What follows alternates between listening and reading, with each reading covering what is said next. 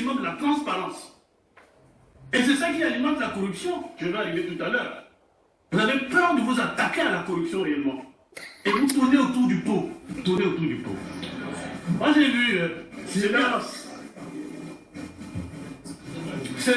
Même dans tous les pays au monde, l'état du droit. Mais on doit quand même justifier ce que l'on fait. Je dis surtout si on est un fonctionnaire, dont on connaît les traitements. N'allez pas demander aux autres alors. Si à celui-là vous ne le faites pas, quel qu'il soit, quel que soit son patronyme, mais il est congolais, il est astreint à tous les devoirs. Oh, tout à l'heure vous avez même hésité. Moi je ne suis pas civilaire, vous savez. Déjà l'âge que j'ai, petite expérience en politique, moi je ne dissimule pas mes sentiments, je dis ce que je pense librement. Peu importe ce que ça peut me coûter. Vous avez dit, mais il s'agit de qui? Vous semblez l'ignorer, mais il s'agit de Christelle Sassou Nguesso. C'est bien de lui. Silence. Et dites-lui, mais qu'est-ce qui se passe? Je ne comprends pas. Et vous devez être d'ailleurs même l'exemple, parce que c'est le fils d'eux. Ça peut pas avoir sonné, radio. Je vous laisse 2 minutes, monsieur le Président. Oui, je dirais, excusez-moi. Mais dans ces conditions, l'État sera complice de détournement. Vous êtes accusé de complicité de détournement, effectivement, des deniers publics. Ou de recel de biens sociaux. Et c'est très grave. Très grave. Parce que vous refusez de jouer votre rôle de Premier ministre. Quel est le message à ce moment à vous adresser aux autres Congolais qui voient, qui écoutent?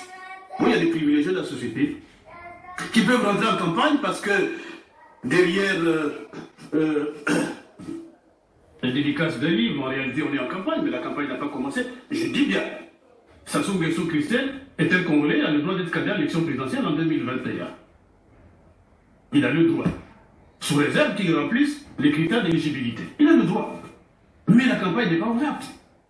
Et tout ce qu'il fait, ce n'est pas dans sa circonscription parce que vous avez fait allusion au député qui doit apporter à sa population, à ses électeurs. Non, ce n'est pas lui qui le fait. Il le fait sur l'ensemble du pays. Et avec lui toute une cour, prenant vos ministres, vos préfets, vos maires. C'est tout ça. Silence. Enfin, je dis, vous êtes assis sur des conservatismes que vous n'arrivez pas. Il faut taper dans la fourmilière, monsieur le Premier ministre. Moi, je vous exhorte ça. Les retraites. On tourne autour du pot, les retraites, mais vous savez que le système de répartition tel qu'il a été conçu par la France, puisque nous avons copié sur la France, il ne tient que lorsqu'il y a le plein emploi. Il n'y aura plus le plein emploi au Congo. Quoi qu'on fasse. Il ne tient que si l'État a de l'argent pour faire des subventions. Ça, c'est peut-être du passé. Alors, qu'est-ce qu'il faut faire? On va continuer à sacrifier ceux aussi qui ont travaillé, qui ont droit. Qui ont cotisé. À la richesse, à une part du gâteau national. J'ai dit, mais pourquoi ne pas regarder des petites choses? On peut commencer par des petites choses. Du genre. Mais la CREF avant 89, le Premier ministre le sait, je crois. Avant 89, c'était une administration au sein du ministère des Finances qui gérait les pensions. On en a fait un établissement public avec des charges énormes pour y gagner. Mais ramenons la caisse à ce qu'elle était avant. Rien que les charges de la CREF elle-même, je pense, 1 milliard à peu près, 1 milliard et poussière, ce qui représente à peu près 20% du budget qui est alloué à la CREF. Mais si on ramenait la CREF à une administration,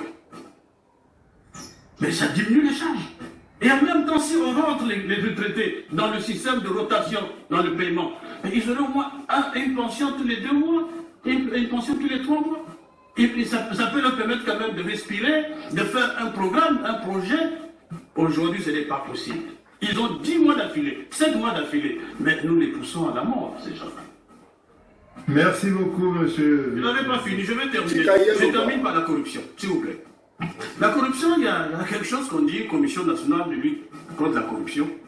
Et puis hier, avant-hier, il y a eu des communiqués accusant tel ministre.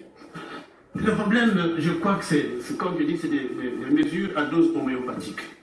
Nous créons au sein de l'OPJ, on crée une brigade anti-détournement par des officiers de police qui travaillent directement avec le procureur.